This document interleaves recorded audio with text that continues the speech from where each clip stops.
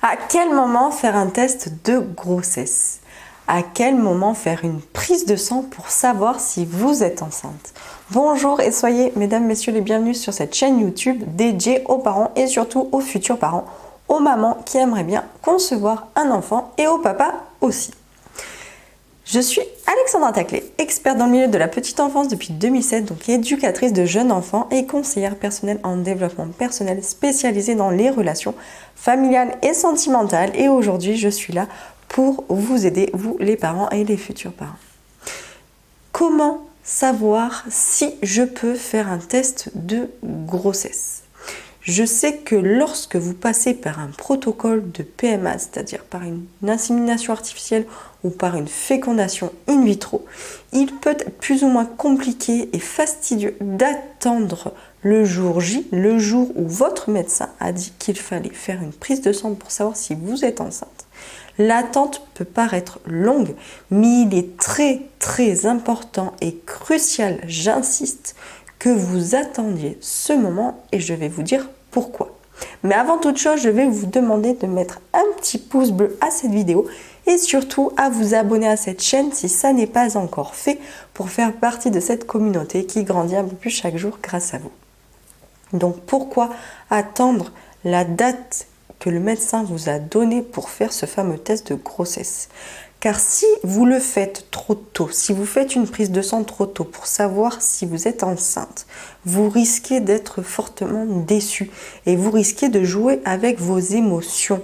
Alors que nous savons qu'à ce moment-là, justement, il est primordial et très important que vous fassiez attention à vos émotions et à votre façon d'appréhender les choses. Si vous faites une prise de sang trop tôt, vous risquez d'être déçu, même s'il s'avère que le résultat soit positif plus tard. Donc, épargnez-vous cette sorte de douleur que vous n'êtes pas obligé de vous infliger. Attendez le moment, la date que votre médecin vous a dit d'attendre. Et en attendant cette date, occupez-vous et faites tout un tas de choses qui vous font plaisir. Et surtout, vu que le fait de concevoir un enfant est une façon de créer quelque chose, plus vous allez avoir des activités créatrices, donc c'est-à-dire peindre, faire de la mosaïque, faire du dessin, et plus cela jouera en votre faveur.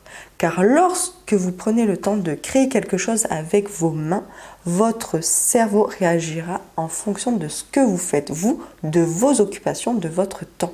Donc si vous passez votre temps à créer des choses au niveau manuel, votre cerveau va prendre le pli de créer des choses et donc de concevoir. Cela peut paraître très subtil, peut paraître contre-intuitif, mais c'est vrai. Entraînez votre cerveau à créer en créant vous-même des choses et du matériel, des choses concrètes. Si cette vidéo vous a plu, n'hésitez pas à mettre un petit pouce bleu.